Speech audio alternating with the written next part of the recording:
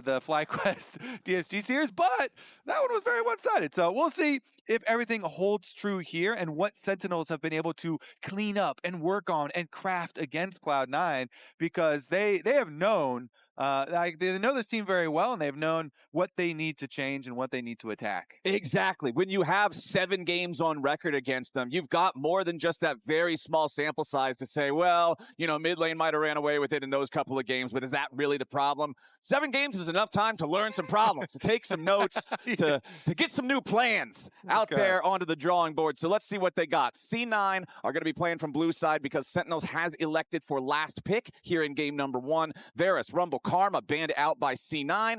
As we can see the other side, it's the Azir, the Nocturne, and the Ziggs banned away by Sentinels. The respect towards APA. And I was going to say, so the biggest thing that is up, obviously, is the Orianna that is left. And so this gets snapped up pretty quickly here by APA and Cloud9. No surprise there.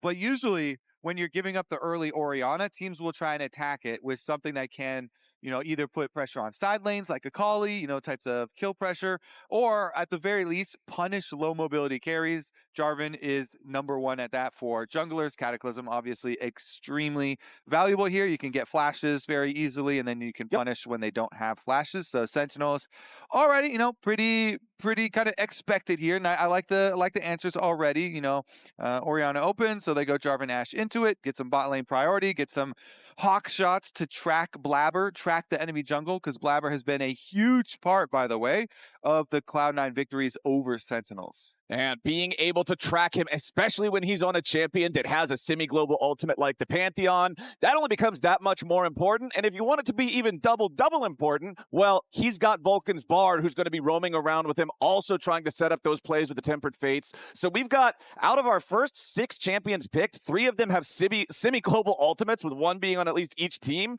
So lots of playmaking potential here, and no surprise, since Ashe was the AD carry pick for Sentinels, the support to go with it is Seraphine. Yeah, I'm a huge fan of Ashe Seraphine bottom lane, but I still feel like these power picks that Cloud9 have gotten early on in the draft are very, very good. And as you're highlighting, kind of work well together, you know, for later in the game too. So we'll see how they round out their bottom lane. You know, going against Ashe Seraphine here is always a big question mark. And so they're going to protection ban, take that Caitlyn away, the sieging potential and the pairing there with Bard.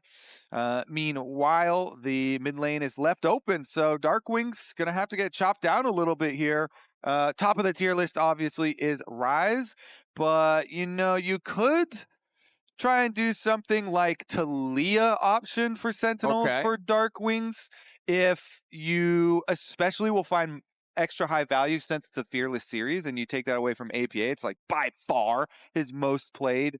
I think a lot of people consider it his best champion besides the Ziggs. Ziggs kind of doesn't count. He only ever gets to play it 1 out of 20 games. Yeah, right? Exactly. As you can see, it was their first ban.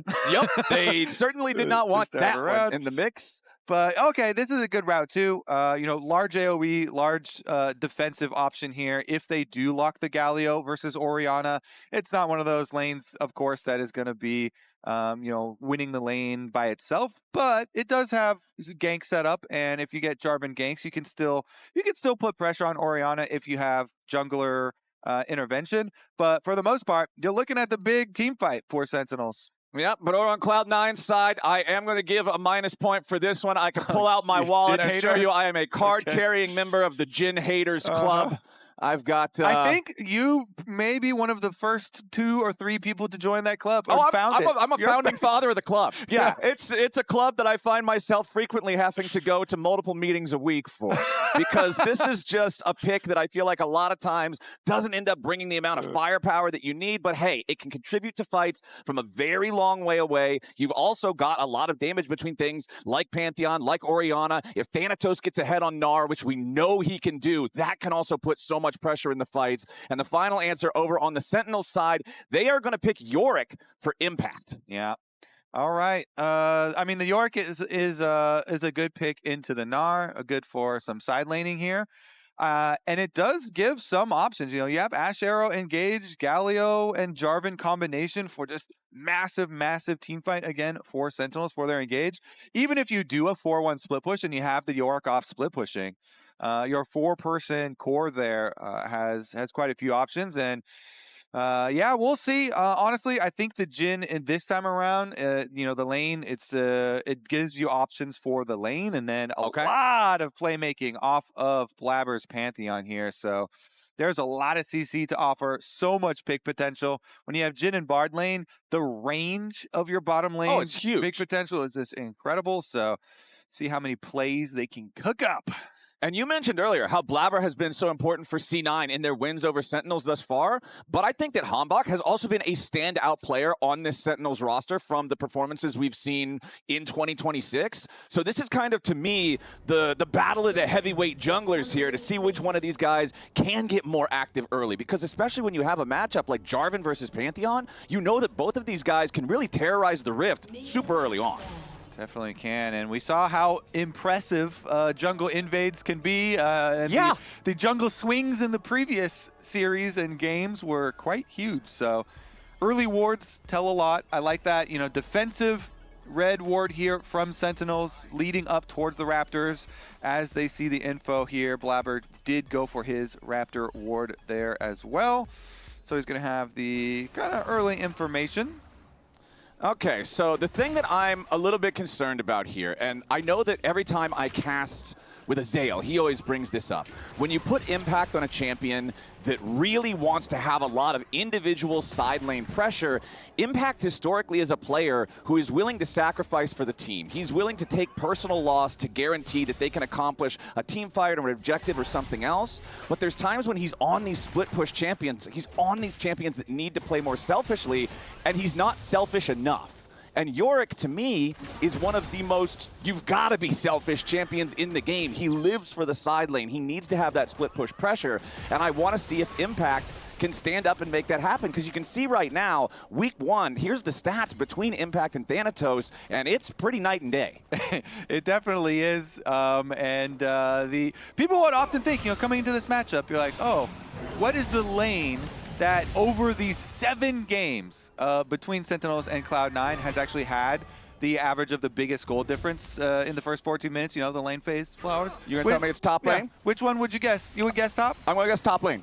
I would like to inform you that that's not even in the top 2 goal differences. Oh, as we have an early flash. Is it mid lane? Because that can make a goal difference if Annie doesn't have a flash at 2 minutes into the game. It hasn't been mid lane either. It's actually been AD carry, and as I said, Blaber as well. So top 2, so far this year. The goal differences have been a lot for AD carry here. Oh, nice combo there with the spells. Zven has to flash away. This is the power of the Ashe Seraphine, man. This lane is so oppressive. Yeah, it certainly is, and that is really going to hinder the early game of Cloud9. No flash mid, no flash bottom either, so very vulnerable to ganks now. This Jarvan has a lot of options, and HamBak, you're kind of highlighting, has been very, very impressive for Sentinels. He's a very active player. His mechanics have been quite good, and so when he can sync up with the rest of the squad, which, they have been working on their communication a lot. It actually started out as mostly communicating in Korean, and then has transitioned more and more towards English to help out DARKWINGS and help out the HamBak DARKWINGS synergy.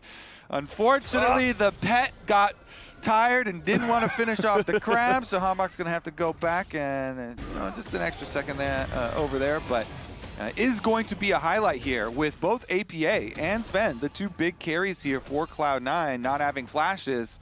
You're definitely usually looking at jungle to try and make something happen there during those timers, that 5 minutes that they should be without, especially since you have good setup. Yeah, and you were talking about back in draft when you see the Orianna locked before we even had the Jhin locked in on the Cloud9 side. Jarvan loves these immobile carries. This is what Cataclysm was built for. Jarvan goes up against something like Ezreal or Akali, he's really sad. Up against Orianna and Jhin, he's the king. He's Jarvan 5 at that point. This is exactly the type of opportunity you want to set up for that jungler, and we'll see how much they can get done with it. APPA versus DARKWINGS back here in the mid lane. Still pretty much a dead even lane state all across the board. Nobody has pulled out too big individual advantages just yet. We're going to need to see those punishes you're talking about on the flashes if Sentinels want to get the dividends on those early investments, and we'll see Blaber just clear out that ward that was placed there to keep an eye on his chicken camp. We saw a lot of chicken camp focus in the previous series. We know that is also one that Blaber is willing to fight for, but right now just clearing his own. Yeah, there's a couple of reasons why junglers focus on chicken camps just, holistically. Taste the best. Yeah, well, one, does taste the best. I agree. The second is that it is one of the easiest to clear because most junglers have large AoE, and so you clear it you can steal it real quick. But also, its position on the map, being central, being by mid lane, keeps you open for a lot of choices, a lot of options, and mid lane matchups as well help so much. But the Hawkshot was another thing we're mentioning, another tool in the tool belt here for Sentinels. And they're going to see, wait a second, Blaber didn't clear his Gromp. Maybe they should alert, hey, Impact, play safe. We are taking Dragon right now, and we know Blaber's not farming. So if he's not farming, he's probably looking to kill somebody. Yeah, and he's being a little patient up here. Impact is going to go ahead and pull it back, though. He smells something's wrong. Yeah, that's good communication. Good information gathering and comms here to make sure they don't give Blaber that opportunity. So, like the safe play from Sentinels, a lot of times Flowers, the big hero plays, they don't always show up on the scoreboard. Sometimes the hero goes home. Yeah, exactly. just like, no, I'm good for now. Yeah, you didn't give Blaber a kill. Didn't give him a gank opportunity, and they got the Dragon. So Dragon stacking, very critical when you do have a team like this that has some decent team fighting. Impact goes down to place the ward and immediately slammed into the wall with the Mega Gnar wall-up combo, the boulder toss hitting too.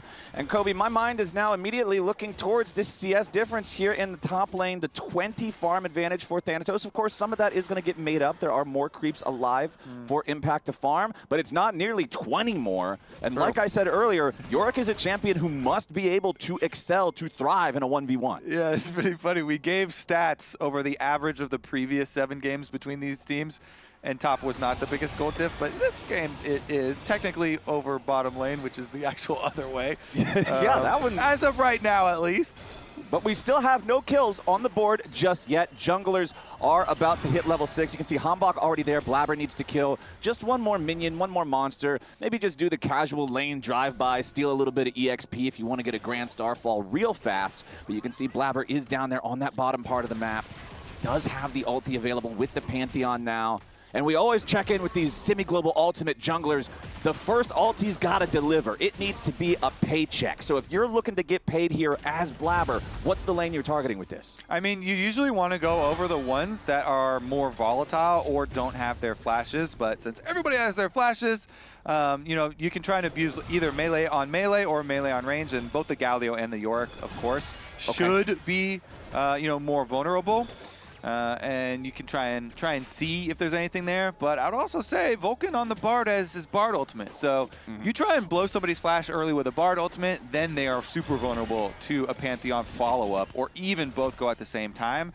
So you have a lot of options. Top jungle right now is getting a lot of pings through the river, and they're trying to fish around, but nobody actually going into full combat mode here. The big thing, Flowers, we waited that whole 5-minute timer window of APPA and Zven's flashes being down, and there was no follow-up, no punishment there. So Cloud9 pretty happy about that. And they've got their, little tiny bit of a gold lead overall due to CS differences. And they've got their flashes back on their carries. And Blaber trying to get at least one grub. Uses a smite here for that one. Okay, but he still wants to fight for a little bit more. HamBak does have the 1-level advantage. 1-to-1 on the grubs now. Reinforcements for both sides moving forward, but these are season 2026 grubs, Kobe. These things aren't worth sacrificing a lot for, but Vulcan doesn't have to sacrifice anything. He throws in a single auto attack, hits him with the Timo Burger emote, and walks away with a 2-to-1 grub lead. I feel like Bard's #1 job in every game is to be as annoying as possible. A troll. You got to create some weird stuff. You got to be trolling the enemy team. Sometimes you got to troll your own team a little bit too. Just a little. And so when you see them finishing the grubs, everyone else, wait a second. Ooh, nice shot there with the arrow all the way down in the bottom lane. Rahel's got the aim, and the follow-up is there for the rest of Sentinels. It's first blood for HamBak. So that's one where you hit the the death recap, and it says time of CC 10 years. Yeah. 2025. Okay. Since the arrow hit, he has not been able to move, and still during the death timer can't move his character. So APA hasn't been able to put in a move command into his Orianna character for the last 20 seconds, maybe. It's been a long time. With the arrow into the Seraphine ult into the death timer. Let's take a look. All right, from downtown it's Rahel, and then it's huhi with the follow-up. Well, actually, it's DARKWINGS follow-up first into taunt, and then the layering into the charm as well. So yeah. That's some gameplay right there. You having fun, APA? You know, Looks like I'm CC'd. Yep, that's pretty much what it was. You're CC'd and then you don't have anything else to do. But you know what I actually think? This was even higher IQ setup from Sentinels than we imagined, because you saw where the lane was right there.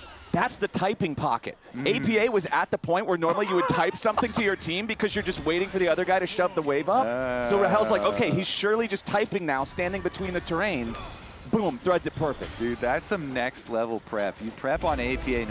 Okay, so this guy, he usually types on 7th wave at this time. Back in the typing pocket. If you do a heat map of his positioning, usually going for a little bit of a keyboard move at the moment. Right, he's like one flash away from his turret, so in case he gets caught, he can try to flash back, but not if we hit him with an arrow. After the 3rd cannon wave, he's going to go for a line.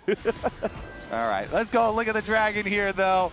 HamBak and the rest of Sentinels, I think they've got this one under wraps, because guess what? Blaber's on the top side of the map. Yep. They chickens. Took the first one already, so this is Drake number 2 for the Sentinels side. Gonna feel good about the way the neutrals are going so far. Yes, they did end up losing the 2nd grub to the silly Bard auto attack, but you're still 1 grub versus 2, 2 dragons versus 0. Feels really nice. Still another 4 minutes on the clock until the Rift Herald spawns, so maybe now we'll get a little bit more PvP. So you're telling me if it wasn't, well, if it wasn't for the sneaky little, wait a second, we might have a little bit of pain. We might have a sneaky little Thanatos solo kill up here with the top side, but no, Impact, he can fight back, throws the ghouls after him. Gnar is pretty effective in Mega Gnar form, though, just killing all the ghouls at once by boulder tossing onto them. So Impact's still going to find himself worse for wear in this trade. Gold difference, 500 now, favoring Thanatos, as he still has about that 3-wave lead that, once again, is going to get shranked as Impact farms the wave. Yeah, he's got a few more there to catch up, but still is going to be in for a bit of pain.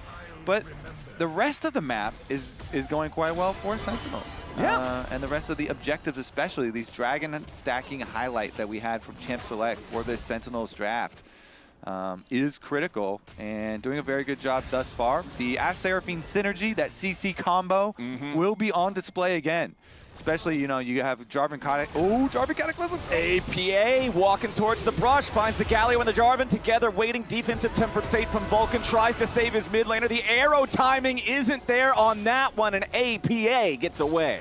Whoo, he does escape with his life. This time around, I thought that was going to be I thought that was going to be lethal on him when he was walking towards this brush. But Vulcan gets him out. Again, Bard, you gotta be creative, Flowers. Defensive ultimate and then the magical journey. APA didn't even have to flash. So, yeah, which is even more impressive, considering how bad it normally feels when you face check a Galio into a Jarvan combo. But they will get him away on that one. APA still working towards getting that first completed item. You are seeing those come online in multiple different places, and I think the biggest discrepancy is still going to be up there in top side. Trinity Force, one of the more expensive first items to complete, but also one of the strongest individual power spikes. That's already done for Thanatos, while Impact still only has pieces because he had to stop off for the plated steel caps. Exactly. He knows, like, you take too much damage, too many autos, so you're going to have to go for plated steel caps, and you don't want to rush race the Gnar in creating your Trinity Force anyways. So you need the extra defense here and just focus on your sustain. Yorick has an incredible amount of sustain, actually, which is one of the kind of overlooked things about the champ. And we'll see about the rotations over, though, because support roam timer here is matched for once. Vulcan picked up the red buff, though. So Bard could be extra annoying. Extra annoying, but he also picked up Mikhail's as his first item here on support. So now he can be annoying offensively and defensively, being able to save teammates from those cross-map arrows, as HamBak wants the engage on Vulcan, but he goes on a magical journey right back to safety over the wall. Again, no summoner spells needed, no Mikhail's needed, still half HP on the Bard. Yeah, the fight over the vision coverage here through the brush by mid lane, pretty hectic. In the end, yeah, you get a little chunk on the Bard, so he did at least get a decent chunk there. Clear out the vision. Sentinels, honestly, I think they're really checking a lot of the boxes, even though Cloud9 have been very successful versus this team so far this year. I kind of like the controlled game that I'm seeing from Sentinels early on here. They keep their dragon stacking, you know, they fight the important fights for their vision coverage.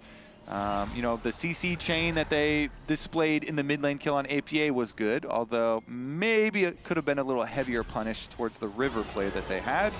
Well, speaking of the river, one of the first big tests is coming up. The Rift Herald is about to spawn. So now my question is, okay, Sentinels can pass the laning phase of the test. Can they pass the hands check? Can they pass the Tifa? It's like a driver's exam. You can memorize all the written part just fine, but if you wreck the car into the ditch as soon as you start driving it, it doesn't matter that you know what all the signs mean. Yeah. So they gotta pass this part. That is an indicator for the test giver. He's like, well, really good test scores, but you crashed the car. Yeah, the car doesn't work anymore. So sorry, but I am gonna have to fail you. Okay, bot dive though. Okay. And top. Impact trying to escape the Grand Starfall. Blaber wants to commit underneath the tier 2 turret for this one. Has Vulcan behind him, but they don't have the damage to force the kill into Impact. Meanwhile, down here at the bottom lane at the same time, it's Sentinels getting the kill onto Thanatos. Blaber nearly dies with the chase up here on the top side, so Sentinels will now go up 2-0.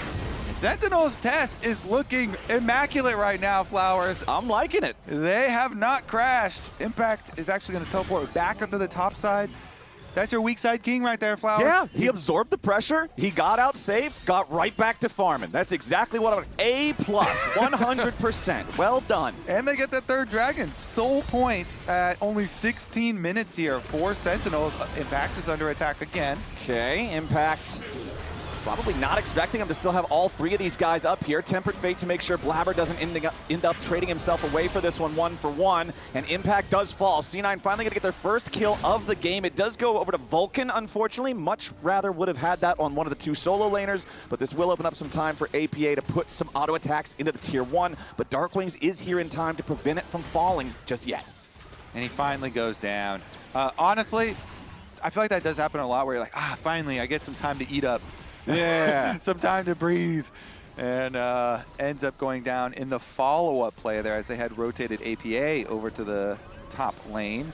But regardless, the plan is still going well for Sentinels. The 3 dragons, they're looking at stacking, and they get to bring the Ashe Seraphine over pretty early, actually going for a jungle invade. Yeah, they want Blaber here. He uses his jump to get back over to huhi's position, but there's the Encore committed. 2-man shockwave, though. HamBak ends up getting himself locked up now, as Sentinels are committing a lot of men to this, but they got to be careful. HamBak's already about to die. He tries to flash away, but it's Vulcan's Bard again, the hero, securing the kill, as huhi now has to try to get all the way out, but DARKWINGS may just be the sacrificial gargoyle. One more hit's gonna do it, and APPA gets paid. Kobe, I don't know if the car is still on the road.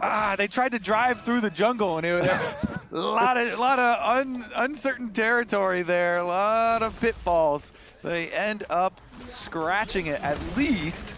A lot of gold back for Cloud9. Still could go fine for the next dragon fight, but that definitely was a big bump in the road because they use a lot there and kind of, you know, Galio trade as they're going for Orianna ultimate on the side of Cloud9. They get a good shockwave combo, and Vulcan actually can finish the kill onto HamBak as he was trying to escape and flashed away. So Cloud9, not only do they get some good gold, but no flash on the enemy jungler could help a lot for the Dragon Soul fight. But here's another look at it, and APPA gets there. Look at that. Just as he's getting charmed, he got his shockwave off, and they get the Galio kind of trade of ultimates, and then HamBak, because it had previously landed, was so low that they're able to finish him off there with the Bard and then go for the chase down for the extra gold. Yeah, DARKWINGS, he didn't end up hitting a single target with his heroic entrance. Nice, guys. Really good. And it was really good because then Galio's just standing there and all he does is serve as a totem pole for his teammate to get tethered to from the Cosmic Binding. So just really well played from C9, an overforce by Sentinels. They are still at soul point, like you've mentioned. It's only a 1,000 gold lead for C9, but when you're coming up on these neutral fights, you don't want your opponents to feel confident taking a fight in neutral territory. You don't want them to feel confident walking into the river first to secure priority. But speaking of securing something, Vulcan now takes the lead in the battle for the second most assists of all time in the LCS. Of all time, Flowers? Of all time! Holy. Oh, I have to keep track of that because the other people right next to him in the standings are both in this game. Honestly, well, they're going to have to keep up. They are going to have to keep up. We'll see if it changes hands further. Impact and Vulcan, very, very close there. But, okay, we've all been waiting for this dragon. Yes. 1 minute and 37 seconds ahead of time here. Everybody is looking like we've got, decent conditions to fight it. No flash on the Jarvan or the Galio here for Sentinels, but as well, no flash for Blaber, so we'll have to see about the positioning on the setup. Good wards early for Sentinels. Whenever you get the first round of wards, this helps you both see the ward placements for your opponents and also give you really good early opportunities for bits of pick.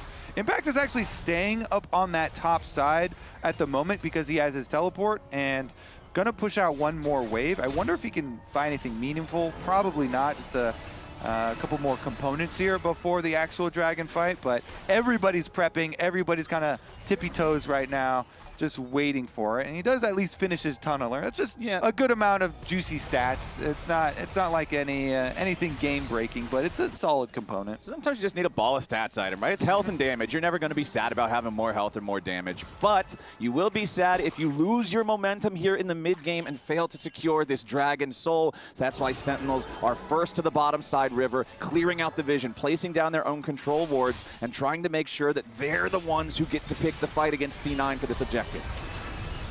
Okay, the other thing to watch, because Cloud9 don't have a lot of options for face checking, is the Gnar bar, and Thanatos just went Mega, so after you go Mega, you get exhausted for a while and you can't gain Mega energy, so it's gonna be a little bit dicey here. Like, their face check is very dangerous into Sentinel's ball comp here, and the Gnar is gonna be mini teleporting in.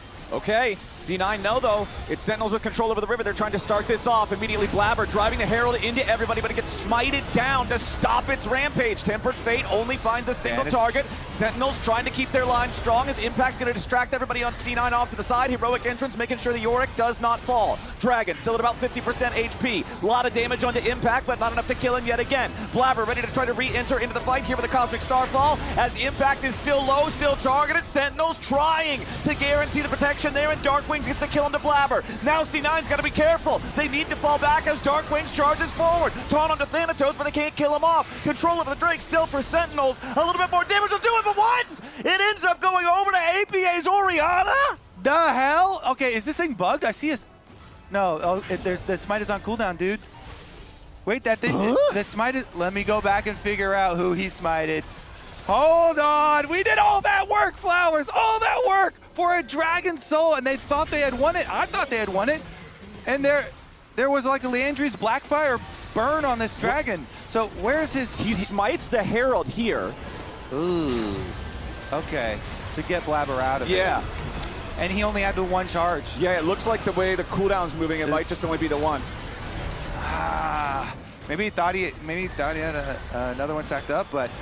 So they thought they were going to get a big play off of killing that Herald and then killing Blaber there. But then the rest of this fight, as Blaber ults into the back, they were trying to play off Thanatos Mega Gnar, but he only ulted Rahel back, and then he had to back off as he was expiring back to mini.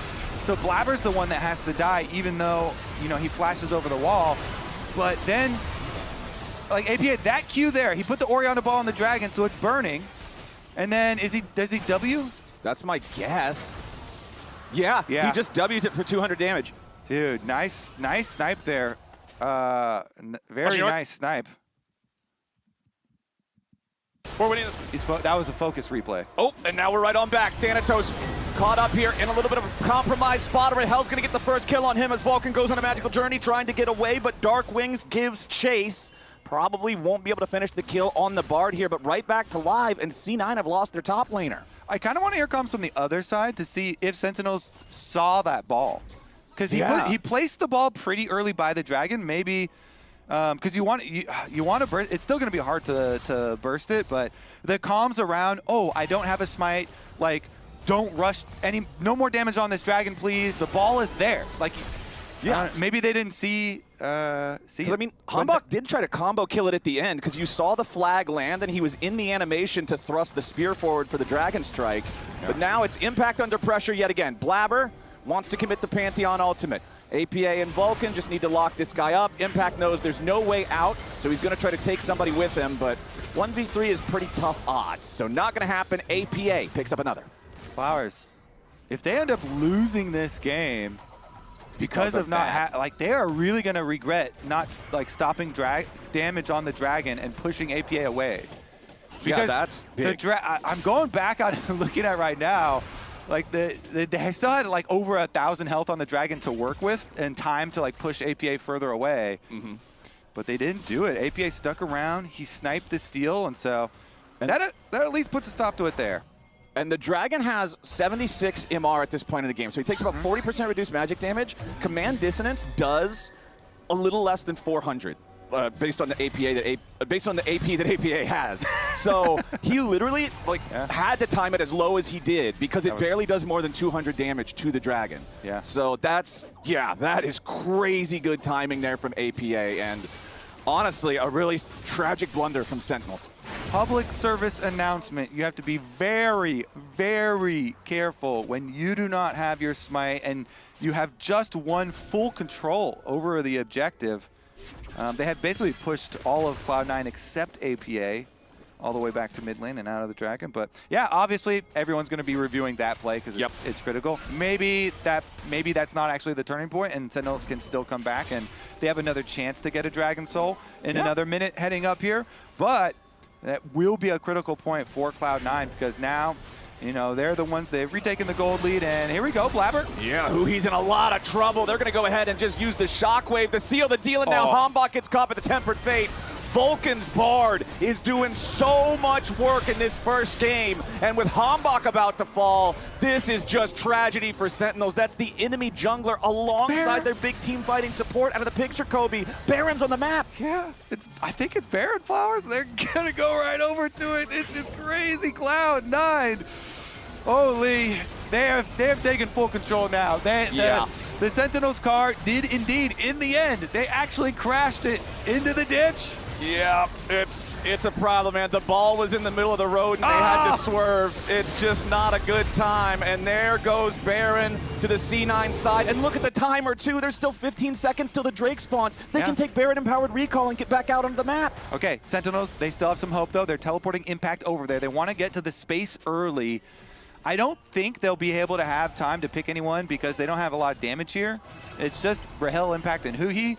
So Cloud9 are going to have 5 members here first. They're going to get full vision coverage. They can get the Scuttle Crab Bloom as well. Okay, there it is. Yeah, the Jhin with Infinity Edge final shot really just completely destroys the poor little crab. So Sentinels now, you've got to get this Dragon Soul here. After the last sequence, you're going to be too far behind if C9 stop it yet again. So Sentinels squared up. DARKWINGS is not with the rest of the team. He's ready to try to make his heroic entrance, but Vulcan's tagging him at the same time, just keeping the Galio away. Thanatos with the Gnar bar, 80% charge, looking for the opportunity to jump in here on the flank, while the rest of C9 has control over the objective itself. Thanatos now, full Gnar bar.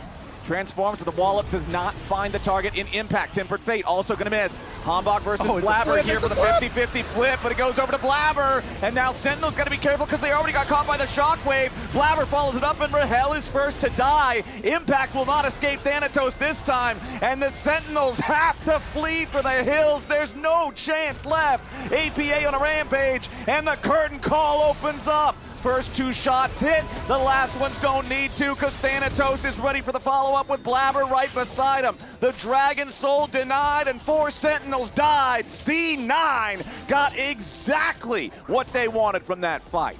I will say, it's always hard to outsmite a Pantheon because you can stack up the Q and you can Q-smite, but also look at APA's Shockwave.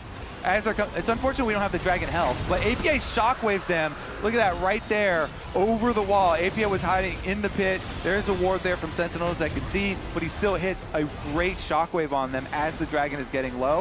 And then, of course, Pantheon Secure is one of the best in the game with Q-smite, but it is all Cloud9 now. And really, Flowers, I guess you're probably debating probably APA player of the game just for all this dragon control, or Bard, maybe Vulcan? Is he up in there? Like, Vulcan is honestly has been my front runner for everything up until the Orianna ball. Because the Orianna ball was just like the biggest individual moment in the game, I feel like it probably makes him take priority. Interesting, yeah. But like, It's like you're in school. Vulcan has been getting low A's or high B's on literally everything. He does the homework every single day. But then APA for the big test that's worth half your grade, he just got 100% on it, right? He did. So he might end up being the class valedictorian. I don't know. But so far, both of them are having a really good show in this first game. Vulcan's still deathless. Zven's still deathless.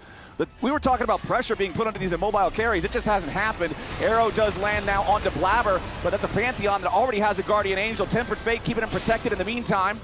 Blaber lost 20% HP in that whole potential engage. Now the C9 Cavalry arrives. Blaber jumps in to try to lock up DARKWINGS here for a little bit. Curtain call shots finding HamBak again and again. Enemy frontline chunked down to about half HP there on that Jarvan as C9 retake control over the mid lane. No deaths on either side. And they killed the Maiden. The only casualty is Impact's wife. R.I.P. The Maiden down. Also, your bot tower might be another casualty here. Sentinels trying to roam back over, though. They're trying to get through the jungle. Cloud9 have double teleported. Okay, C9.